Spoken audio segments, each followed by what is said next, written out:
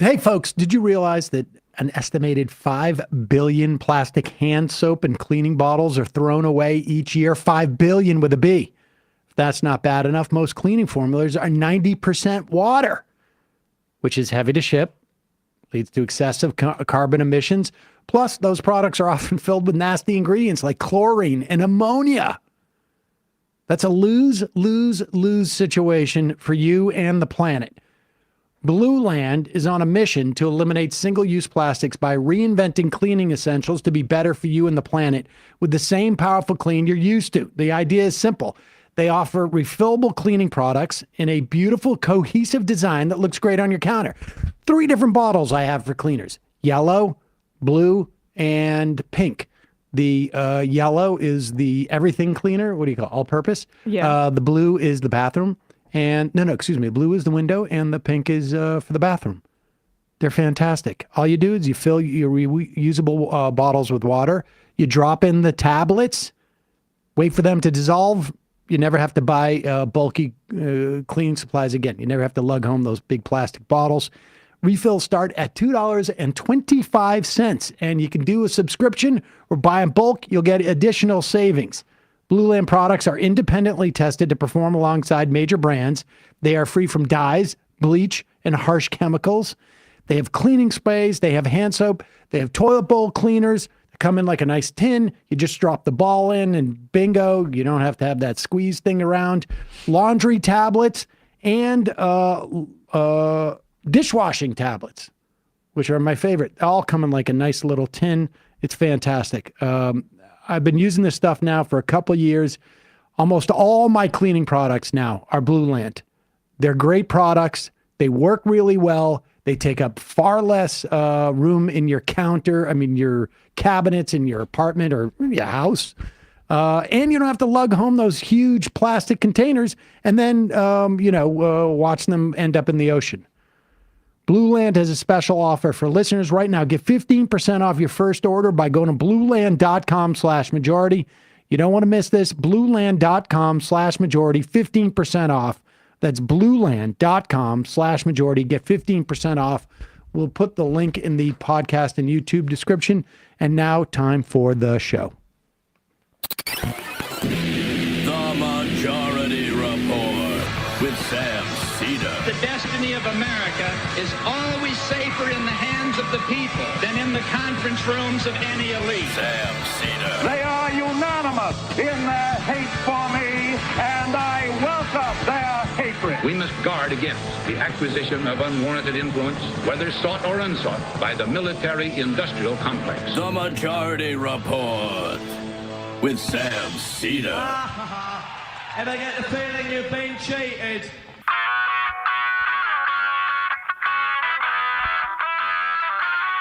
It is Tuesday, January 28th, 2025. My name is Sam Seder. This is the 5-time award-winning Majority Report. We are broadcasting live steps from the industrially ravaged Gowanus Canal in the heartland of America, downtown Brooklyn, USA. On the program today, Trump issues an edict illegally freezing a huge swath of government funds. Meanwhile, Trump illegally fires National Labor Relations Board commissioner, rendering the board inoperative. Meanwhile, across the country, thousands arrested in ICE raids. North Carolina's Tom Tillis was the senator who assured the Hegseth whistleblower that her affidavit would change votes. And it didn't. And then he voted for Hegseth. He is up for re-election in 2026 against Roy Cooper. Super afraid of that primary challenge, apparently. First outbreak of H5N9 as opposed to N1 in the U.S. found in poultry in California. And this as egg prices shoot to their highest peak in this country ever. Impeachment now. Fifth Circuit throws out consumer protections from bait and switch by car dealers was a Consumer Financial Protection Bureau, or I think FTC, initiative under the Biden administration. Meanwhile, the DOJ fires prosecutors who worked on Trump investigations. Whole Food workers form their first union in an Amazon grocery chain. Woo. Delta workers are seeking to unionize after a big rally in Minnesota. Government starts to process the barring of transgender people from the military and expelling up to 8,000 transgender military personnel. Hundreds of thousands Palestinians return to the northern part of Gaza, though it's in complete ruins. And finally, tech stocks implode as U.S. artificial intelligence endeavors uncovered as huge money sops. All this and more on today's Majority Report. Welcome, ladies and gentlemen. It is Newsday Tuesday. Welcome back. I was gone yesterday. I'm not sure if you picked up on that. Thanks for reminding me. I don't know if you noticed that I wasn't here, but I was out in L.A. Did you mention this? I did, yeah. Oh, I was out in L.A. doing Jubilees Surrounded, where I sat in the middle of a warehouse that was actually quite cold. It was like in the 50s in LA, and sort of like high humidity. It ended up raining, thankfully, out there. They needed the rain, but it was cold in this place, and so I'm wearing my jacket, and I'm surrounded by 20 conservatives. They were all young folk. I'm convinced I'm the oldest person to ever be on a Jubilee video, maybe. This really is a very bizarre set of circumstances. You're in a room in the center of it, in a cold warehouse in a different city, surrounded by a bunch of what I would presume are like 25-year-old conservatives. I think so. I have trouble, sussing out age there. Some of them could have been college students, but I have a feeling most of them were in their 20s. And there was a couple of people there who were, good arguers and had a vague sense of what they were talking about. My challenges that I had were more policy oriented, and there was a couple of people there who had some rather disturbing things to say that I really, there's some things you can't debate about. Right. If you want, the theocracy, and I don't, what's the debate? And then there were some people who I had to explain that the federal government doesn't pay taxes. Oof. Like federal agencies don't pay taxes, so they can't get tax cuts for making DEI hires. Yeah, that's kind of just like basic government structure stuff. I mean, that's even almost more basic than that. But but that's not gonna. It's not gonna be out for like a month. I know. That's why I almost regretted saying it. That's just so crazy. I mean, well, I wanted to explain. People will talk about it more when it comes out eventually. But I found the whole thing really interesting. And there was one guy who I had mentioned the cut of child poverty, and he didn't believe me. And after the show, after we taped, he came back into like the sort of the green room, I guess you could call it. And, I showed it to him. So I'm hoping that guy, it's going to take some time. Planted some seeds, as it were. All right, let's get into this. We're going to start with this. We're going to be talking a lot, obviously, about this funds freeze. It's illegal.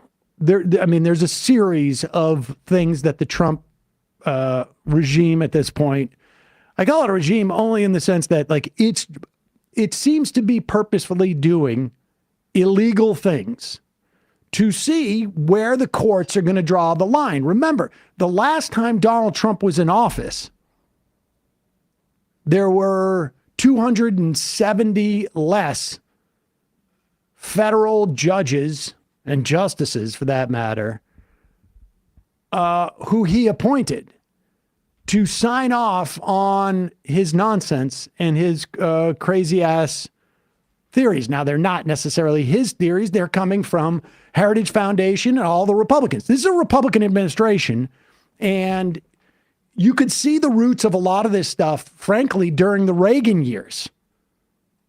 And it is just sort of metastasized within the party. You could see it in the Bush years, and now it is coming to its culmination in the Trump, second term.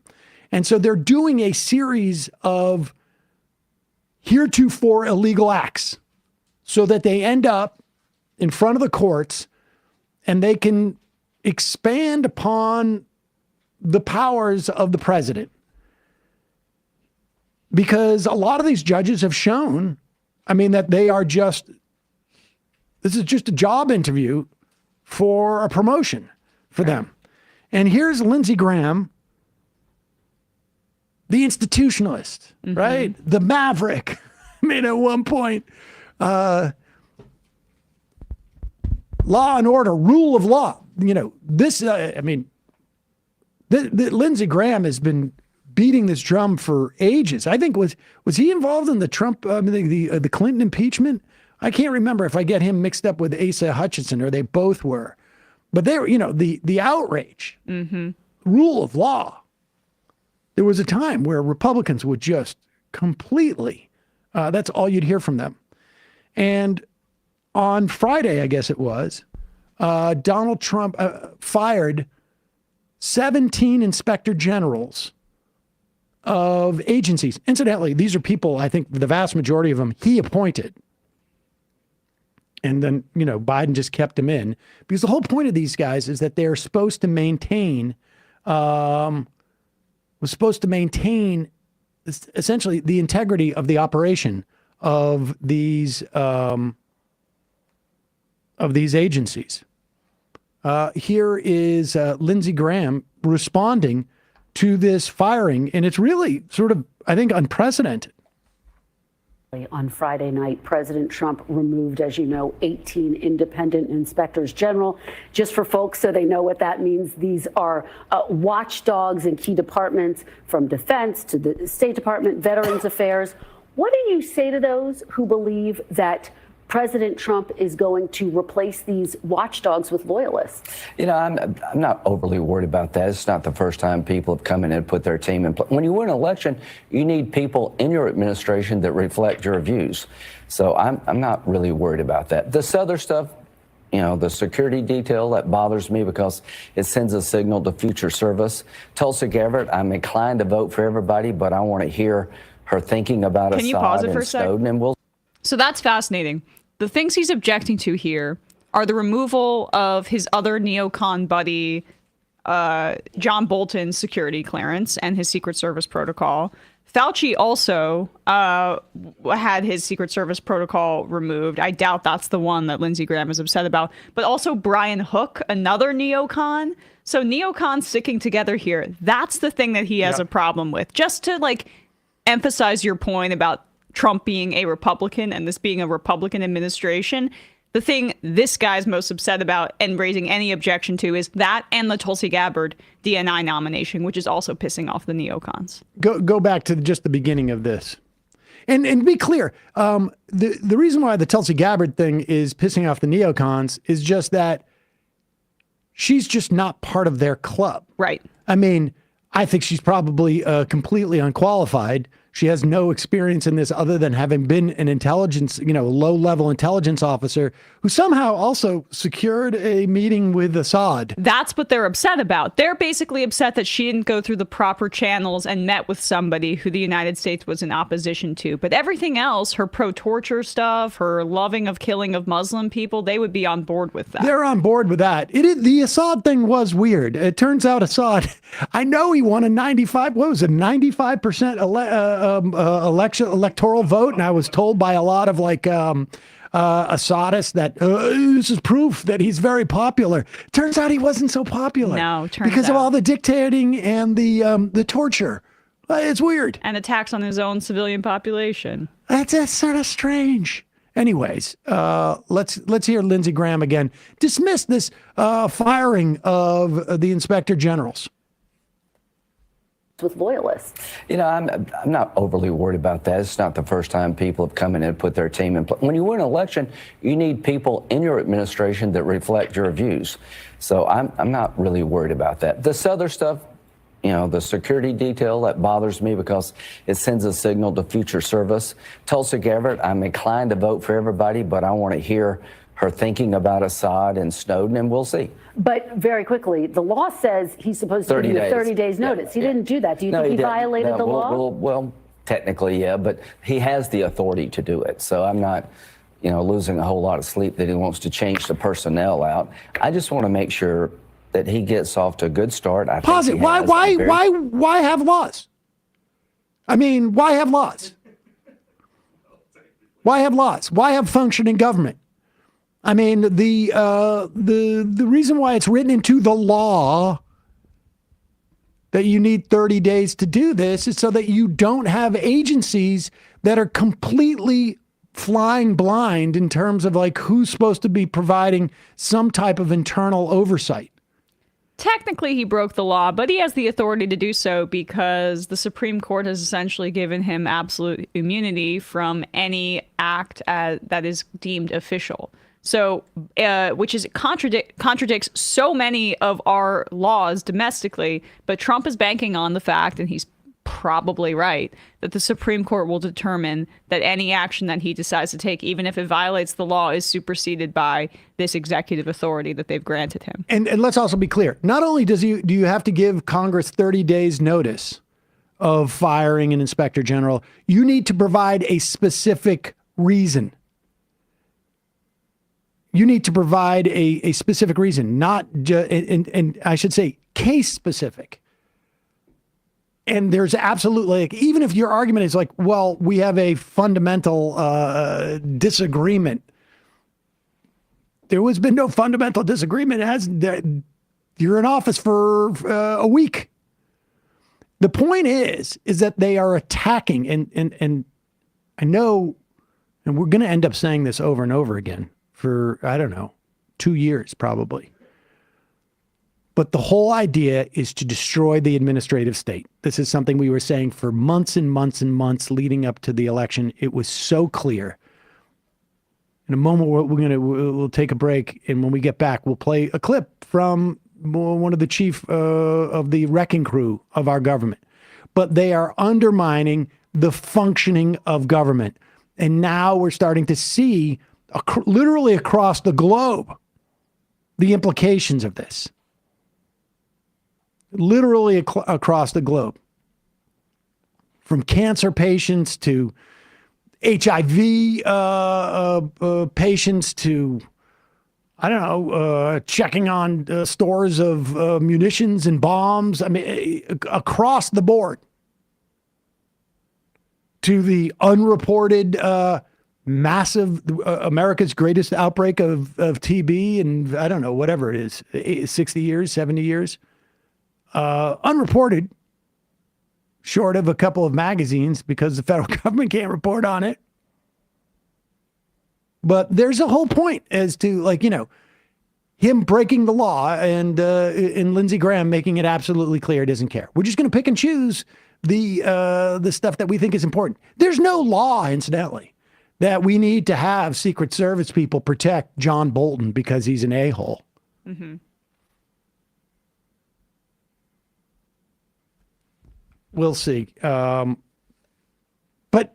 even the way, what's her face here? Welker. Kristen Welker, he let them go. No, he fired them illegally. This is basic stuff. Now, Lindsey Graham may say it was technically illegal. I don't really care. But our press probably shouldn't make the decision that we shouldn't care before she says that. Right. By saying they let them go, it's sort of like, hey, I know it's like the way I work on the phones. I know you got a bunch of stuff to get to, so I'm going to let you go now.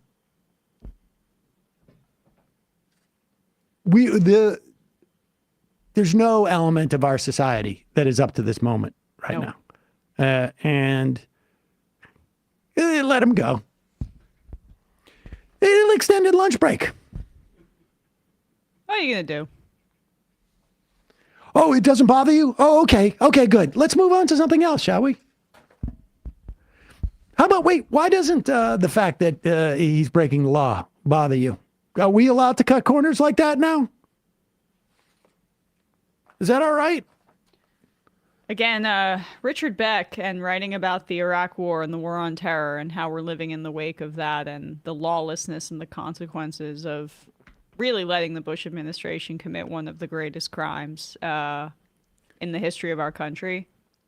This is the reality that we've been handed. I would extend that to pardons for Watergate, to pardons for Iran-Contra, Yeah. to the savings and loan scandal in 87, to we just keep seeing these cascading sort of events where we've never held accountability. The Supreme Court basically stopping the count in 2000. On and on. On and on. And this is where it ultimately leads. You know, these things erode. It takes time. To be fair, it's been 50 years. So, first couple words from our sponsors, and then back to the Dystopia. the play-by-play of the degradation of our society. Meanwhile, this show is sponsored by Liquid IV. Folks, I know they have copy that says, like, you know, get into a new ritual, but I'm sorry, I've been doing the same ritual. It's not a ritual. Yeah. For, I don't know. Every day. And you're 6 a creature years. of habit, I can speak to. I am totally a creature of habit. But this, when I honestly can tell at the end of the day, over a course of a couple of days, if I've drank 2 of these, I am feeling much better than one. I got my second one loaded up there, and I'm already starting. I drink Liquid IV every day. And doesn't matter what you do,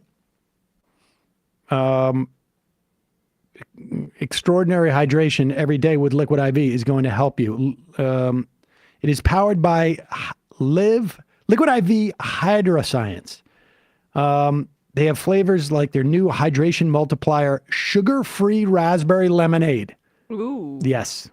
For a long time, I was just doing the raspberry melon. Now the raspberry lemonade is my go-to. Zero sugar flavor, combining notes of ripe, freshly picked raspberries and a citrusy, zesty lemon. I mean, people can figure that out. Raspberry and lemonade. Those are 2 great flavors. I drink Liquid IV every day. Powers me through the show. I feel it at the end of the day that I've been better hydrated. They come in true to fruit flavors that keep you hydrated. They have acai berry, lemon lime, pina colada, and now, like I say, they have these new sugar-free flavors like raspberry lemonade, white peach, rainbow sherbet. I have not tried because I love the raspberry lemonade, but I also have the white peach I have had. It's also excellent. I think they also have a green grape I have over there. Break the mold and your own ritual. Just 1 stick plus 16 ounces of water hydrates better than water alone. It contains 3 times the electrolytes of the leading sports drink, has 8 essential vitamins and nutrients, always non-GMO, vegan, gluten-free, dairy-free, and soy-free. Embrace your ritual with extraordinary hydration from Liquid IV. Get 20% off your first order of Liquid IV when you go to liquidiv.com. Use the code MajorityRep, not Majority Report, MajorityRep at checkout. That's 20% off your first order when you shop Better Hydration today using the promo code MajorityRep at liquidiv.com. They come in great packets. I took a couple to California in my, my backpack. Great way to stay hydrated no matter where you are. Super easy to do. Delicious stuff as well. Also, sponsoring the program today, Select Quote. Why? Because nothing surprises me anymore. Every day there's something new that is causing me to worry. But with so much out of our control, there is one thing, at the very least, you can regain control of, and that is your family's financial future And how do you do it? Life insurance. And the easiest way to do that, SelectQuote. SelectQuote is one of America's leading insurance brokers with nearly 40 years of experience. They've helped over 2 million customers find $700 billion in coverage since 1985. Other life insurance brokers offer impersonal one-size-fits-all policies that may cost you more and cover you less. SelectQuote's licensed insurance agents work for you, and they do so to tailor a life insurance policy for your individual needs in as little as 15 minutes. And have you ever worried about getting coverage with pre-existing health conditions? SelectQuote partners with carriers that provide policies for a variety of health conditions. If you have high blood pressure, no problem. If you have diabetes, that's okay too. Even if you have heart disease, SelectQuote partners with carriers that can cover those conditions and others. Or if you have any other major health issues, they work with carriers that can get you same-day coverage with no medical exam required. Head to SelectQuote.com and a licensed insurance agent will call you right away with the right policy for your life and your budget. SelectQuote, they shop, you save. Look, don't put this off. If you have, particularly if you have, obviously if you have a family, if you have kids or a significant other, don't put this off. It's nagging in the back of your head, and you're going to feel anxiety about it. Believe me, the best thing I ever did was when I got life insurance. It felt like, okay, I've checked off that box. Get the right life insurance for you for less at SelectQuote.com/majority. Go to SelectQuote.com/majority today to get started. That's SelectQuote.com/majority. The link will be in the podcast and YouTube description. Let's start with this. I'm sure by now some of you have heard that the stock market, all the tech stocks seem to have imploded. On Monday, yeah, there was a huge drop off, and it was basically because it was revealed that the AI that basically China has been working on, called DeepSeek, was much cheaper, way cheaper, and its processing power was a lot more impressive than people had initially anticipated. And so when you see dollar for dollar the fact that they have this model that's also open source, it just took a hammer to this industry in this country that has been really trying to motivate investment into the tech sector on the promise of this revolutionary technology with AI, but China has been able to do it for pennies on the dollar. And the other part of this is... Hold on one second. I just want to emphasize this. Yeah. Here, put this headline up. This is a headline from 4 days ago. Right. Wait, why isn't it? There we go.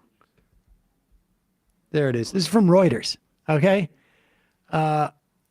Meta is going to spend up to $65 billion this year to power its AI goals. And this DeepSeek comes out, and they supposedly spent $6 million to develop this open source program. Now, there's, some rumors that maybe they have gotten a hold of the NVIDIA chips that were supposed to be illegal for them to have been able to import. Maybe the case. Maybe, or they came up with technology that they are manufacturing their chips with a more efficient material. We don't know. It could be either one. Although, there's a certain irony in the idea that their AI may have scraped some of our AI, both hardware and software or sources to develop. Taking our AI's jobs. But one thing that it clearly reveals is that, and for a long time we've been saying a lot of this AI stuff is just hype. Mm-hmm. And much of that hype was essentially a way to sort of raise supposedly the cost associated with AI and the values associated with AI. I mean, they're talking about for months and months and months, if you follow any sometimes I follow some investment people on Instagram just to see, Right. and they're talking about we're going to have to build power plants. We're going to have to build all of these major things like it. Amazon's building all these like power plants and data centers for AI and all this investment. And it was just basically more or less sort of like a Ponzi scheme of some sort, where just more and more money is following more and more money, desperately looking for a place to invest because, the meme coin, they can only put so much money into meme coins. And on some level, all this AI stuff was like, some of it's real. AI is going to be helpful for certain things and whatnot, but there's like a big sort of like space in between where what actually needed to be invested in AI existed and what was, that's sort of like on some level a meme coin in and of itself. And it's just another tech bubble, right? It is our tech industry, which had like buoyed our economy really from the 90s on. There was obviously a crash, but since then, honestly, both parties have been complicit in elevating this industry because it's one of since the United States has outsourced manufacturing in the back half of the 20th century, this is essentially what the American economy is built on. And it's just such it's a shot across the bow from China, but it also is a very revealing indicator of the charlatans on that side. Sam Altman in this open AI model, it says open in the name, but they are not transparent. They have basically privatized their AI model. And DeepSeek is actually open DeepSeek source. is open source, and anybody can download it on their iPhone. And it was one of the most downloaded apps, I think, over the past few days because of that very reason. It's a superior model because it's actually open and not just there to inflate the stock value of these tech companies and to get more money for investment. And so you can see how the efficiency model is just such a false premise. It's just there to get more money for these tech oligarchs.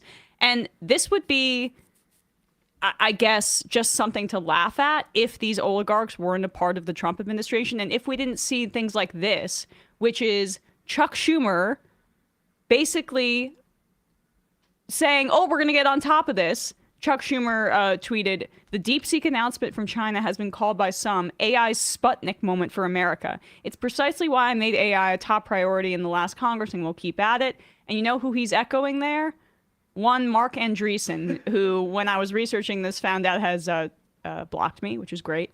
Mark Andreessen said on January 26th, so 2 days ago, DeepSeek R1 is AI's Sputnik moment. Of course Andreessen wants more U.S. taxpayer dollars poured into AI and analogizing it to Sputnik and to the space race, because that is exactly what all these tech oligarchs want. They want more and more billions of dollars funneled into their project, even though they've shown how inefficient they are. And we have the leader of the Democrats in the Senate more than happy to go along with this very notion. And I want to be clear, a Sputnik moment refers to when the Russians sent the first satellite into space. And everybody in America was like, hey, wait, what? What's going on here? You can do that? And so at that point, was it Truman or Eisenhower that gets on television and basically says, hey, guys, we're going to start up our own, basically, space program, and we're going to do the we're going to start NASA at that point, and understand that in that moment, the first Sputnik moment, who was president in 57? It's 57. Yep, Eisenhower. So yeah, and so Eisenhower is like, that's basically the start of NASA. And the reason why I say this is that when Chuck Schumer and Mark Andreessen say, this is our Sputnik moment, when they say that in 2025, what they're saying is we should give a lot of cash to private companies. As opposed to The actual Sputnik moment, which was, we as a government are going to meet this moment and develop this technology. Now, of course, a lot of that technology ended up being used by private enterprise, having essentially socialized the cost of developing these things and then privatizing the profits on which they built on. Nevertheless, just be careful when they use Sputnik moment, and it's almost like a shell game. It's a Sputnik moment. And what's the whole thing then with giving the money to private enterprise? Also, we are Sputnik.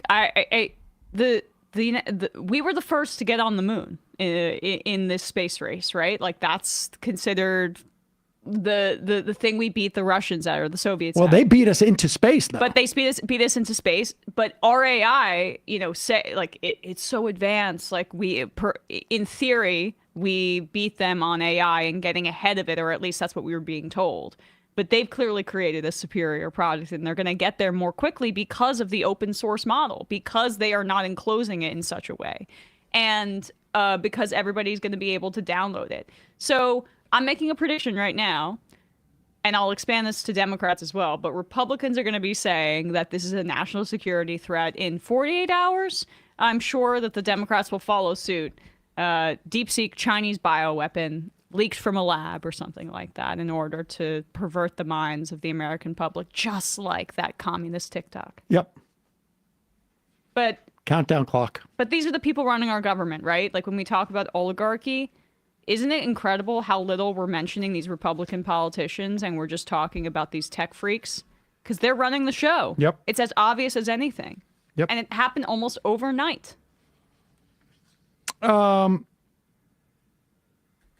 Which one are we going to start with? Let's do one, right? Oh, yeah, one. Okay. So this is Donald Trump. It's not Vought, right? This is back in 2023. Donald Trump was talking about basically blowing off the Empowerment Control Act. This is a act that was passed in 1974. It was passed.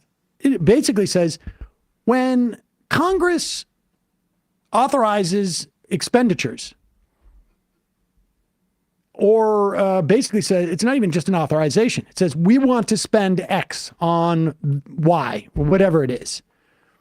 It's the president's job to execute that law faithfully and pay out that money. This is fundamentally like a part of our Constitution in terms of separation of powers and what the role is of each branch. Aside from that statutory obligation, within the Constitution, the Supreme Court, just prior, I mean, you didn't even need the Empowerment Control Act. The Supreme Court in that same year, in Train versus New York City, and Train was, I think, the EPA head under Nixon. And New York City was supposed to get, I don't know, more money to deal with like sewage or something from the EPA. And this Train at the EPA basically was like, we're going to hand out 75% of what the Congress had authorized. And he was sued by New York City, vice versa. And the Supreme Court found, like, you can't do that. The executive agency cannot take money and not deliver it. Now, you can, under specific instances, very specific instances, you can, as president, you can slow down that payment up to 45 days. Sam Bagenstos, we actually had on this program, I think about 8 years ago, probably to the day. In the wake of the first Trump election, to talk about he had served in both the Clinton and the Obama years in the DOJ in different capacities. He, I think, under Biden, was working at in the legal department of the OMB. He says the ICA, that's the Empowerment Control Act, doesn't just cover a total refusal to spend. It covers withholding or delaying the obligation or expenditure of budget authority provided for projects and or activities, and, quote, any other type of executive action or inaction which effectively precludes the obligation or expenditure of budget authority, including authority to obligate by contract in advance of appropriations as specifically authorized by law. So, in other words, Congress authorizes this, says you can get into contracts and you can spend this money. You cannot delay this willy-nilly if you're the president.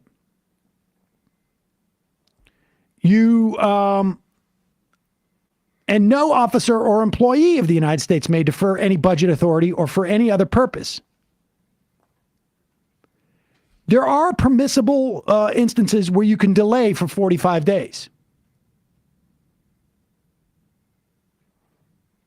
You can do that if there's something that needs to be specifically examined.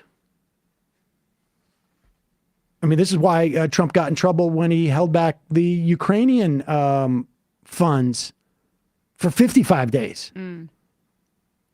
Right. And that was just that portion, which, again, he was impeached over. He was impeached in particular because he was using it to try and get dirt on Joe Biden. But this is nearly $3 trillion in spending that he's just saying, no. And, you know, groups like Meals on Wheels said, we don't know what to do.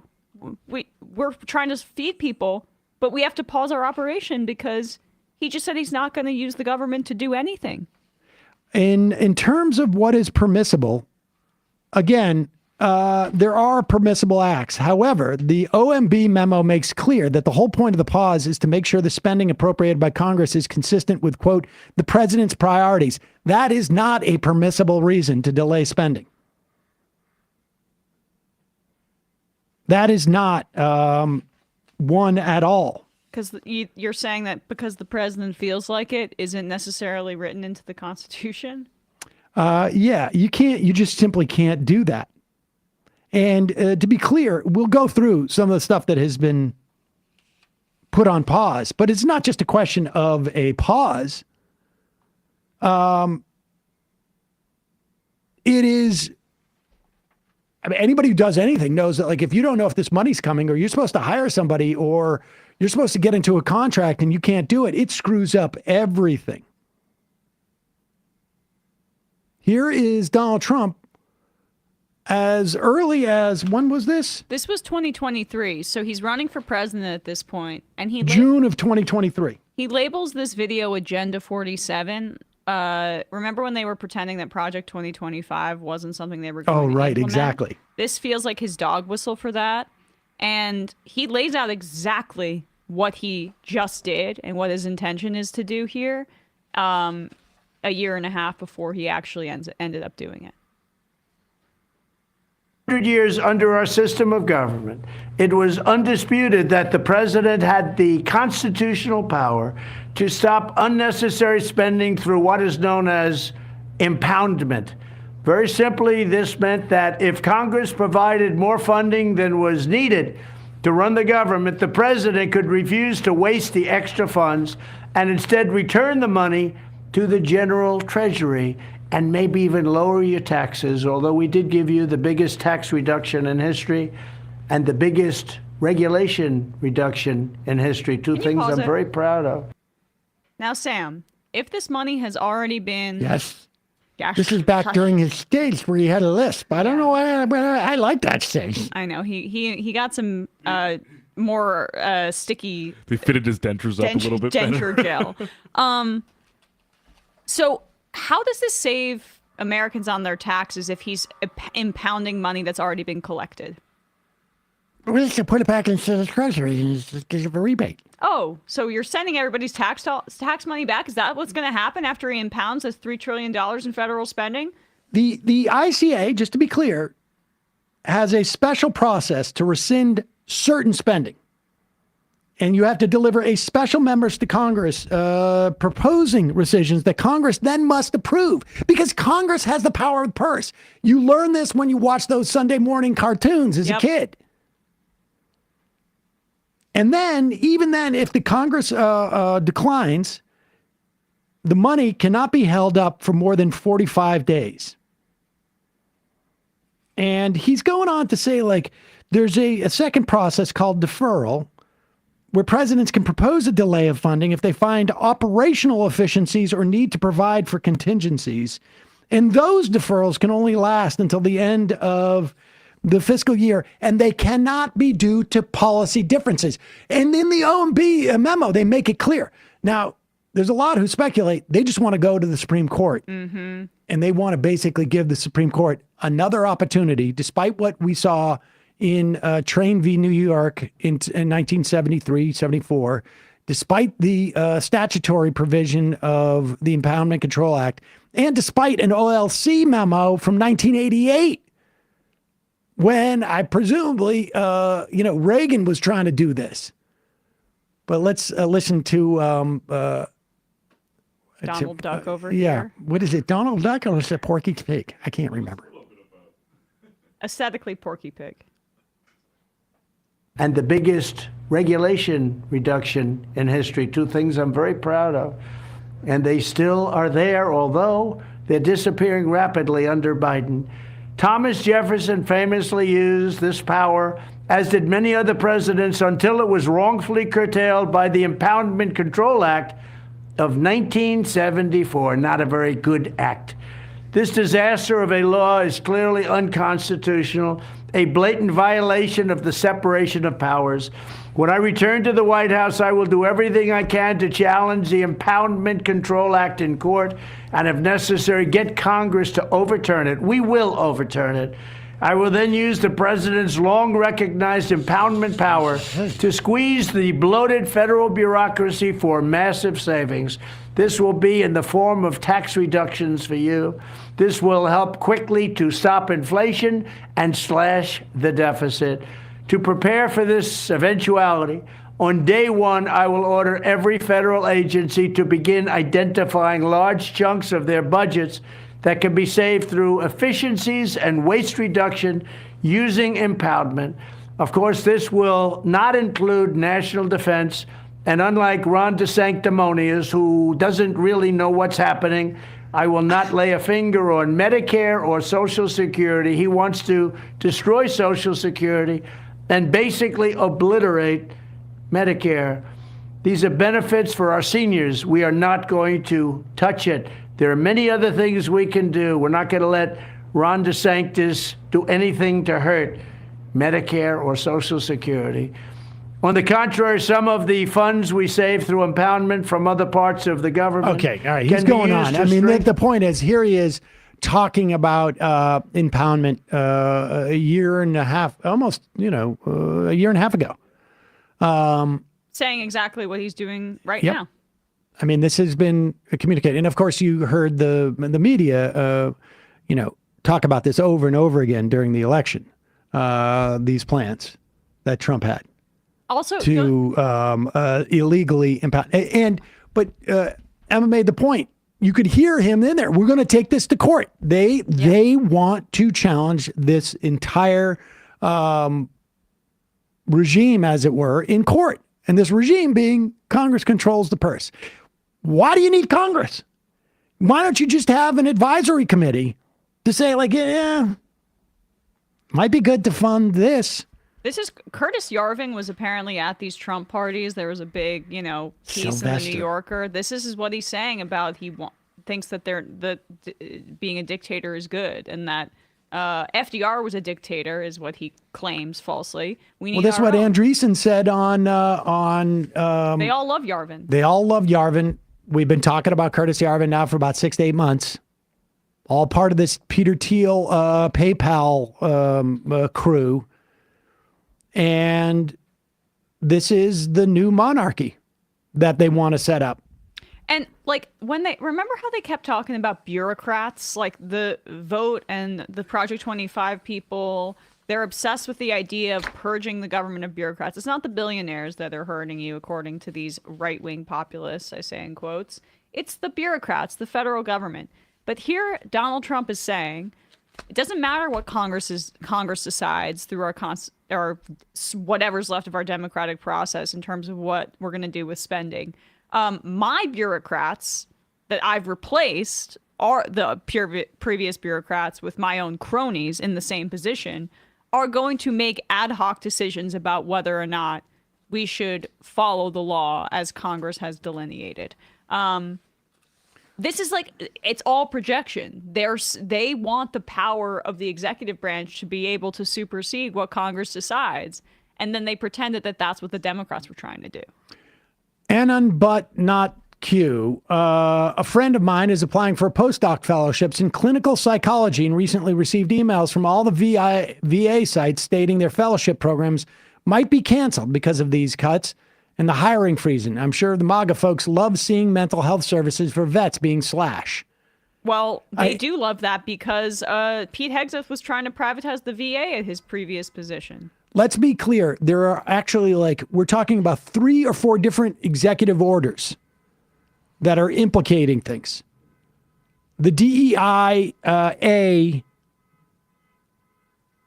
executive order, which was meant to fire and freeze a lot of the work of these agencies, and basically part of Russell Vought's plan to traumatize federal workers.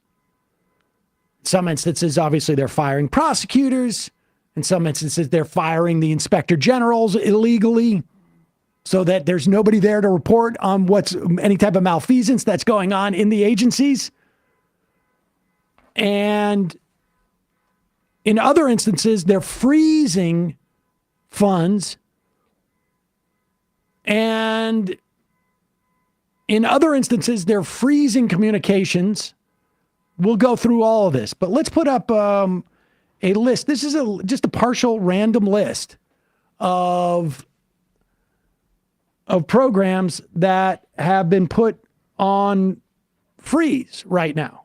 Pell Grant program, Federal Work Study program out of the Department of Education, Teacher Quality Partnership grants out of the Department of Education, improves teacher preparation programs, TRIO programs, support services for disadvantaged students, gaining early awareness and readiness for undergraduate programs, prepares low-income students for college.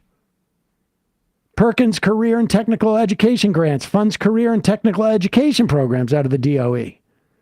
The Fulbright program out of the DOE. Adult Education and Family Literacy Act from the DOE. Education, Innovation, and Research programs from the DOE. The Ryan White HIV/AIDS program, healthcare for people with HIV and AIDS from HHS. The National Institutes of Health Research grants, funds medical and scientific research, cancer programs. We're going to be talking to somebody tomorrow about the NIH stuff. Maternal and Child Health Block Grant, which supports maternal and pediatric care. Substance abuse programs out of that address substance abuse disorders. Hospital preparedness program from HHS enhances emergency readiness in healthcare. Preventative health and health services block grant supports public health programs. Opioid use disorder workforce expansion program expands the addiction treatment workforce.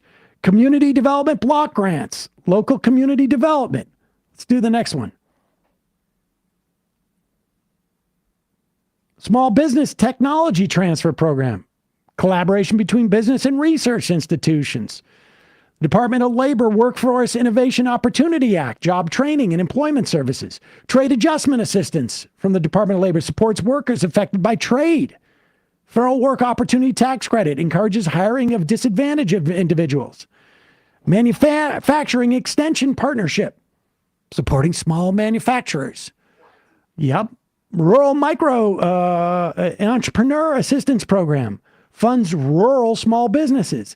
The Federal Transit Administration supports public transportation, clean water revolving fund, drinking water state revolving fund, Transportation Infrastructure Finance Innovation Act, large-scale infrastructure programs, rural utility service supports rural water systems, National Coastal Resilience Fund supports coastal resilience projects. All of this stupid DEI stuff or, the namby-pamby. Right.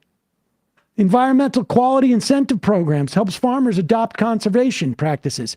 Incidentally, where all this stuff about Ozempic, where Ozempic came from?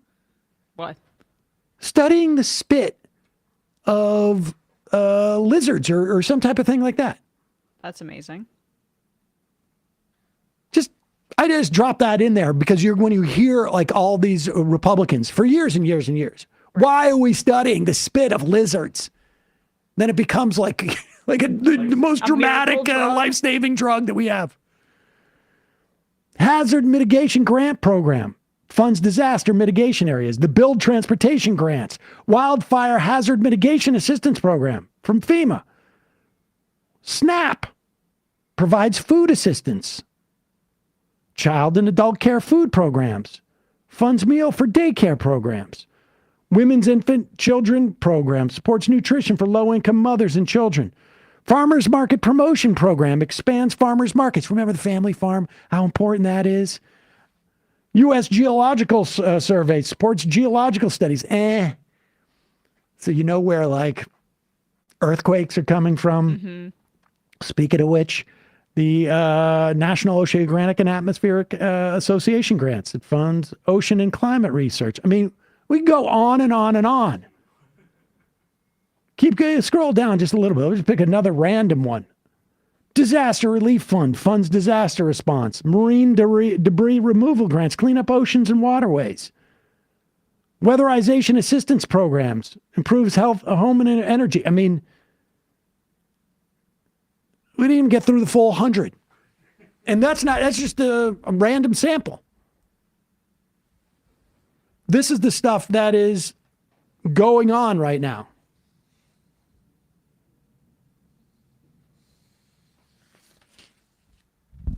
I mean, that's what we're just seeing just in terms of Trump unilaterally deciding we're not going to fund government. Basically. This is extreme, and it's also, I would say, there are models around the world a little bit that we can glean how bad things could get. Elon Musk clearly has the ear of the president, and more, and money to give him. He's been very enthusiastic about Javier Milei's model in Argentina. I keep bringing this up, but it's essentially an anarcho-capitalist, pro-crypto, casino capitalist, libertarian vision for government, which includes shocks and slashing spending in a dramatic way in order to tamp down inflation, which has, again, this is about going after the corporations that are price gouging, but for conservatives, it's just a way to justify austerity, so that's how they're going to do it. And now poverty in Argentina is at 53%. So it crept up nearly 10 percentage points. I'm forgetting the exact time frame, but during this period of what Javier Milei imposed down there. So he's also a lunatic who believes in this kind of thing. And if that's the vision that Musk has for Trump, we are in for a world of hurt, folks. Well, I mean, we're already seeing it. We didn't even have to be hypothetical. Johnny Casper says, I work in a nonprofit that's heavily funded by federal monies. We've had our money frozen since yesterday. We're a big organization and can hang on. But this will obliterate small but crucial efforts like food pantries and homeless shelters. Yep. Yeah. This morning, Meals on Wheels put out a statement and said, we have no idea what to do. This is where we get our money from. How are we going to feed people today? And this is, just to be clear, this is a massive one. And it has the biggest implications of the executive orders that have been issued so far, or actions taken by the government. And understand, like, supposedly, at the very least, we've got 2 weeks before they even begin to sort of do anything. They're supposed to get a review from all these agencies as to how they're spending their money. But how many of these small, not-for-profit organizations that help people on the ground, that depend on federal funds, how many of them can sort of like just float? as opposed to just shuttering their doors in 2 weeks or 3 weeks or a month. You get no funding. You don't know if any is going to come in. None of your contractors or none of your suppliers are going to say like, well, we'll drop off those,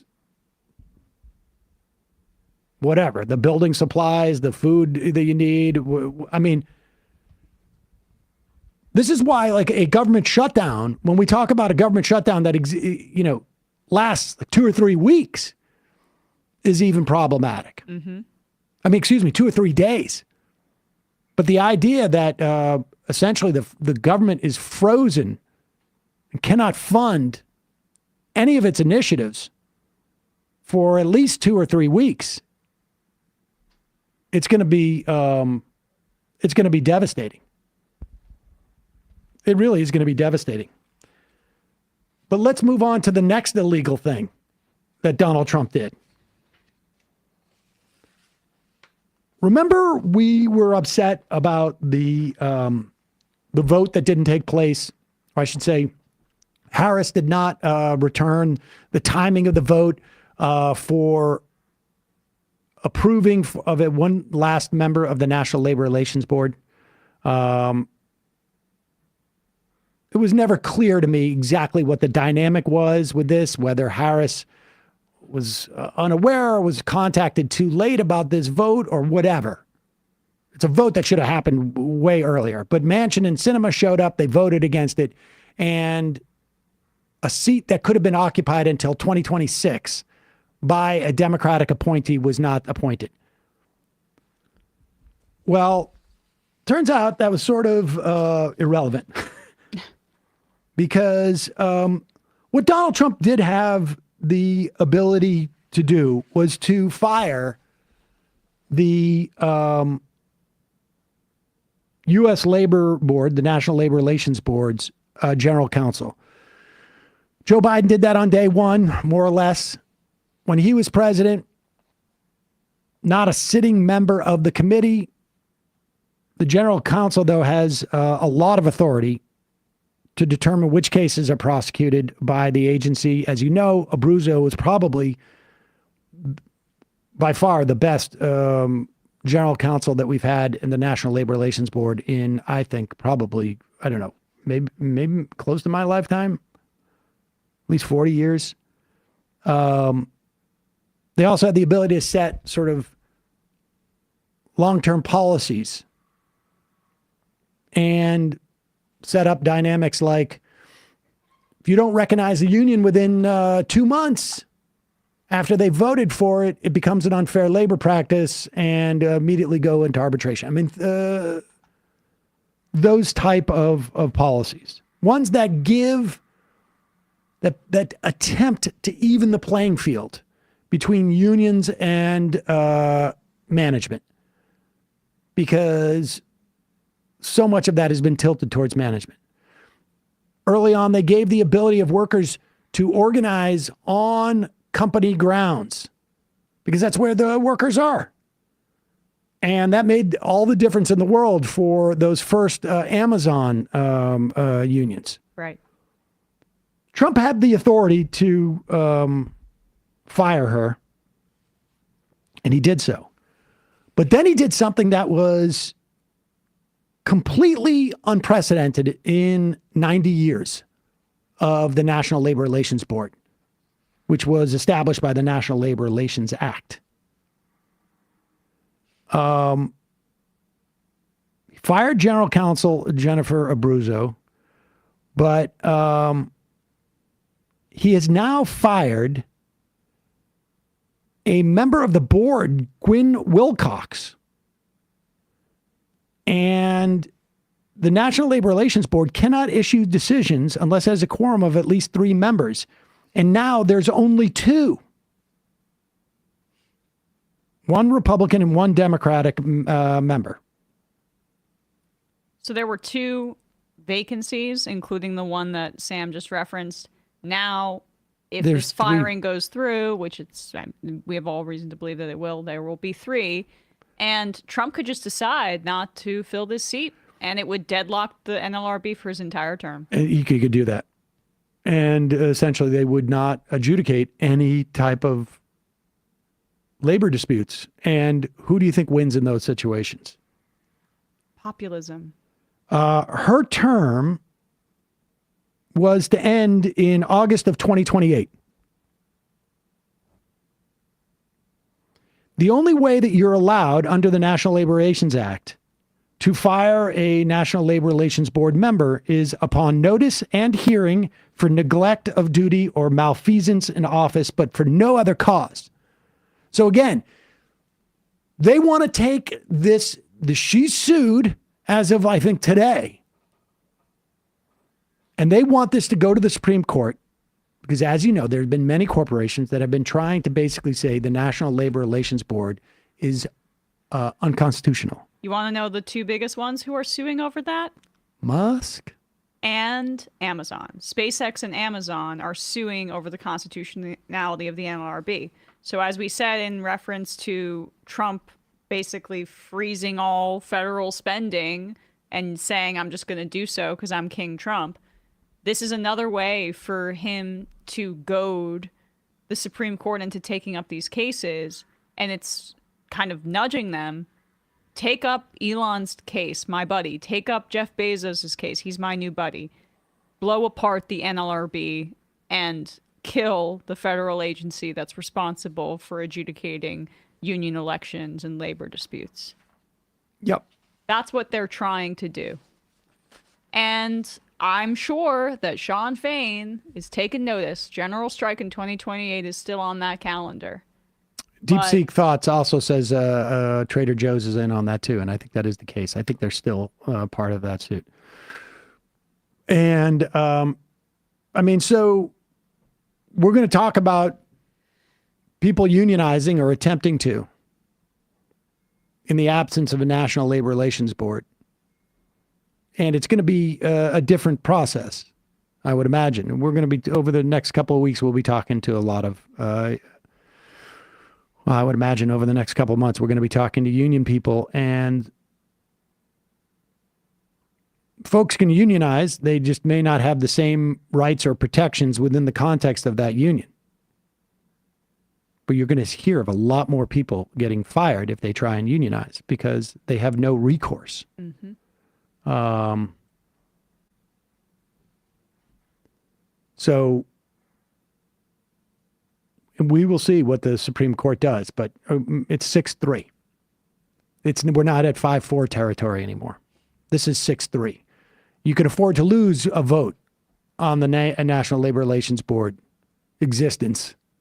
You can afford to lose a vote on the Impoundment Control Act.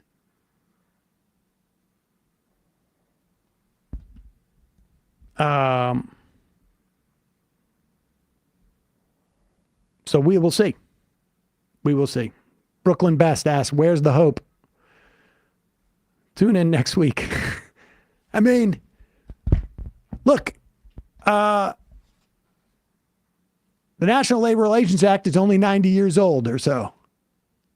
So there was a time where we didn't have it, and there were unions, and they were very strong then. And in some respects,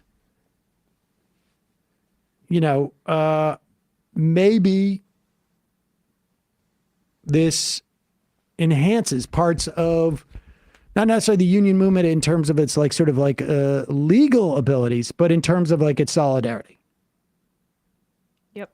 I mean, 2028, May 1st, 2028, general strike. We'll see.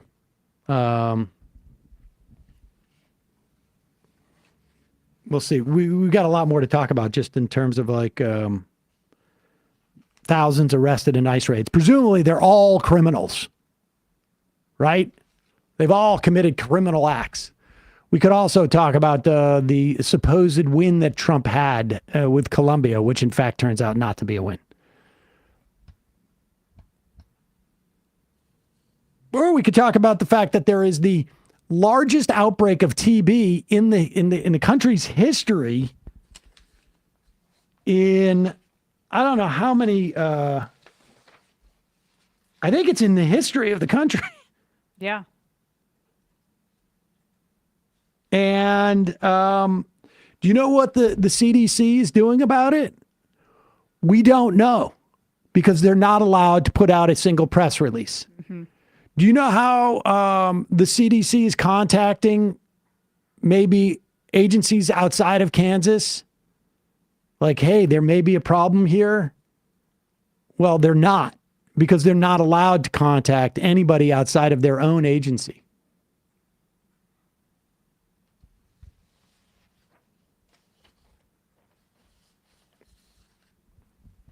Just, if you do have a belief in a higher power, I would start with asking that higher power not to expand the bird flu outbreak. Please.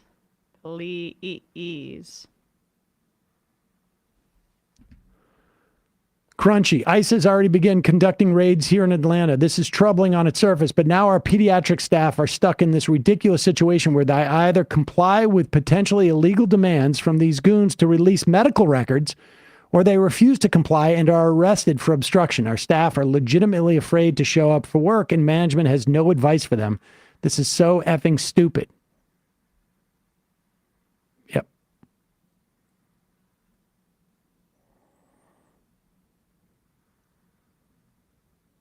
I mean, all I could say is like,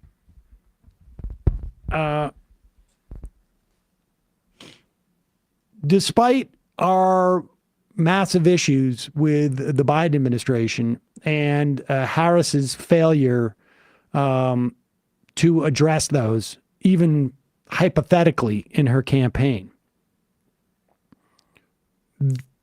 we are now seeing why we spent so much time advocating to vote against Trump. I mean, I think for most of you, none of this is a surprise. Yeah. And in the final analysis, it's a failure on part of Biden's and of Harris's and of their campaigns, both of their campaigns, and of the Democrats nationally. And they're doing an absolute garbage job right now, too, incidentally. But this is where we're at. I mean, on some level, we can look backwards. But part of the reason why I get so frustrated at these definitive notions of autopsies is like,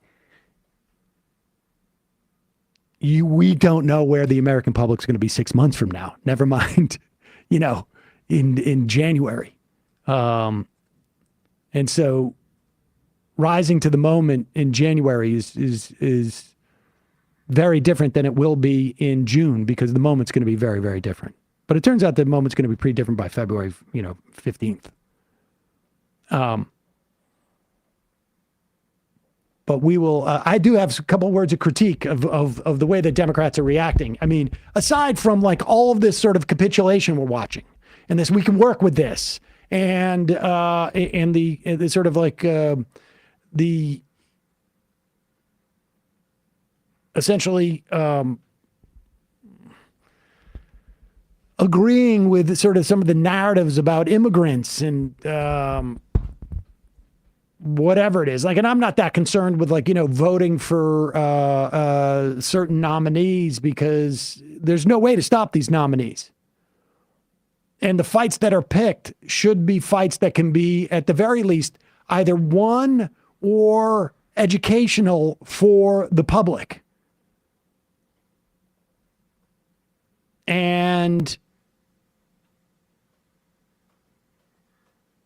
But so far, I'm not seeing much from the Democrats on anything, on messaging any of this stuff.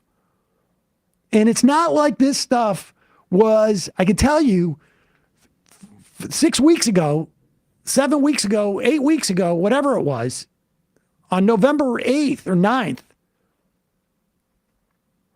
we were in this office saying, we got to figure out where we can find reporting of what's going to go in the agencies, because they're going to come right for the operations of government.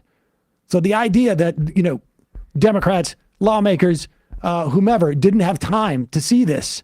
We're sitting in a closet in Brooklyn. Yeah. I mean, this is actually a nice office. I like it. Yeah. But my point being, I mean, there's nothing behind that wall over there. There's no team of like 40 research analysts. Yeah, right. This is not, you don't need to be a rocket scientist to see this coming. But start figuring out how you're going to resist on a daily basis. You hate the word resistance, but it sort of didn't work out last time.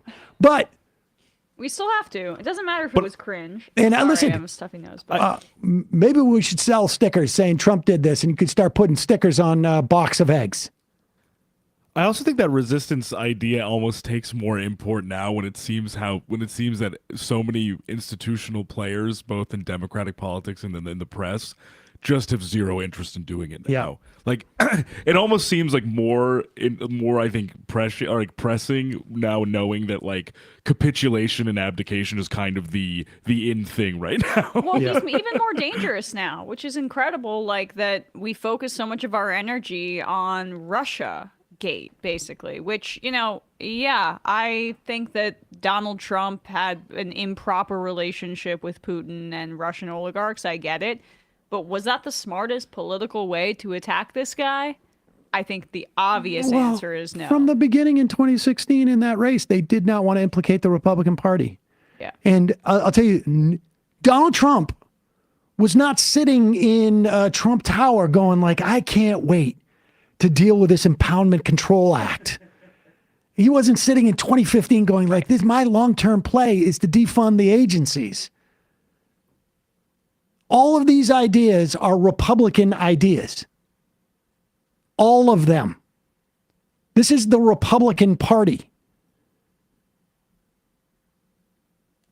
And, the idea of cleaving him from the Republican Party at any time was always a disaster. And now we're just seeing it. But, all right. Before we go, there is a project I want to plug. Where is this? I've been meaning to do this for a long time. It is called, it's a Kickstarter. And it's called F Billionaires. Scroll down.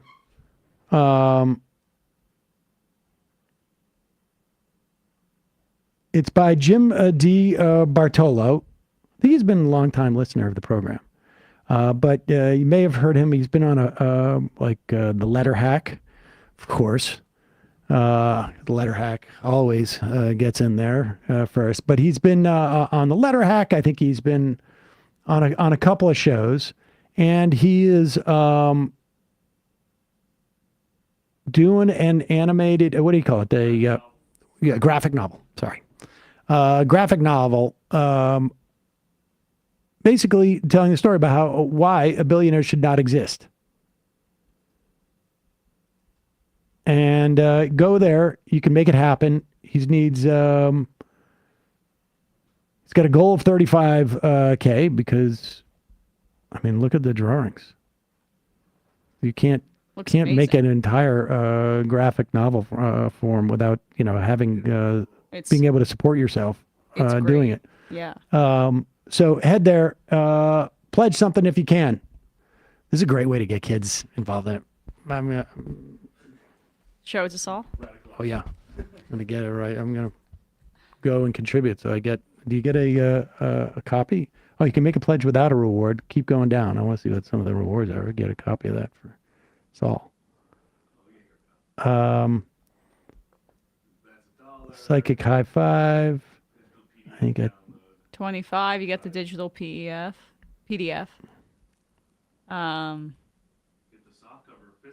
Soft cover for $50. Oh, that's where I'm going. All right. So we'll put a link to that in the podcast and YouTube description. And of course at majority.fm. Also, don't forget, it's your support that makes this show possible. You can become a member by going to jointhemajority.report.com. We usually only, he was on Leftist Mafia the other day. Okay, good. We usually do an hour or less for free. And by usually, I mean almost never. But if you want the rest of the show, you want to just support the show because you listen to it on a regular or watch it on a regular basis, join themajorityreport.com. Also, don't forget justcoffee.coop, fair trade coffee, hot chocolate. Use the coupon code majority, get 10% off. It's co-op. They're really good to their suppliers. Check it out. Emma, ESPN. Yesterday, Bradley and I spoke about the divisional games in the NFL and the coaching hires, the very shady way the Jaguars went about the hiring of Cohen, and the Cowboys just phoning it in with Schottenheimer, youtube.com/ESPN show. And Left Reckoning, Matt is... Matt is not in today's... Oh, why? Is he sick? Whoa. I'm worried I gave it to him. There's... You gotta do this when I'm out too? Yeah, and I'm going to. Matt has been on Left Reckoning the last few days. David and Matt have discussed a lot of the kind of Doge, the Doge situation in D.C., as well as Matt had a conversation with Abdel Halim Abdel Rahman, a Palestinian American and foreign policy analyst, to discuss the situation on the ground in Palestine and kind of why Arab American voters rejected Harris. So if you want to check that out, youtube.com/Left Reckoning, or go to the patreon.com/Left Reckoning to access the post game. Folks, see you in the fun half. 3 months from now, 6 months from now, 9 months from now. And I don't think it's going to be the same as it looks like in 6 months from now. And I don't know if it's necessarily going to be better 6 months from now than it is 3 months from now. But I think around 18 months out, we're going to look back and go like, wow. What? What is that going on? It's nuts. Wait a second. Hold on for a second. The Majority Report. Emma, welcome to the program. Hey. Matt. What is up, everyone? Nomi Key. You did it. Let's go, Brandon. Let's go, Brandon. Bradley, you want to say hello? Sorry to disappoint everyone. I'm just a random guy. It's all the boys today. Fundamentally false. No, I'm sorry. Women's... Stop talking for a second. Now let me finish. Where is this coming from, dude? But dude, you want to smoke this 7-8? Yes. Hi, me? Is it? Yes. Is this me? Is it me? It is you. Is this me? Hello? Is this me? I think it is you. Who is you? No sound. Every single frickin' day. What's on your mind? Sports. We can discuss free markets and we can discuss capitalism. I'm going to go throw up. Who libertarians? They're so stupid, though. Common sense says, of course. Gobbledygook. We fucking nailed him. So what's 79 plus 21? Challenge Matt. I'm positively quivering. I believe 96, I want to say. 857-210-35 501 1 half 3 8s 9/11, for instance. $3,400, $1,900. 654 $3 trillion sold. It's a zero-sum game. Actually, you're making me think less of it. But let me say this. Poop. You can call it satire. Sam goes, it's satire. On top of it all, Yeah. my favorite part about you is just like every day, all day, like everything you do. Without a doubt. Hey, buddy, we see you. All right, folks. It's just the week being weeded out, obviously. Yeah, sun's out, guns out. I don't know.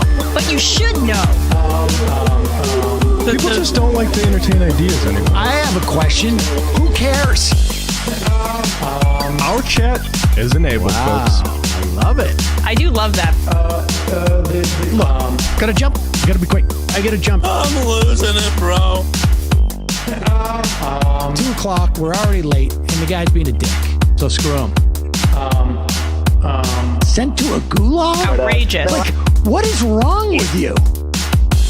Love you, bye. Love you. Bye-bye.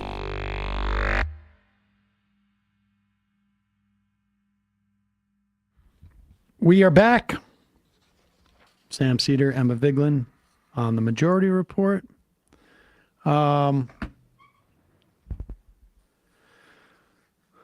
get to this Crowder stuff. Interesting. Yes, interesting stuff. Also, Tim Pool. Our faves. Yeah.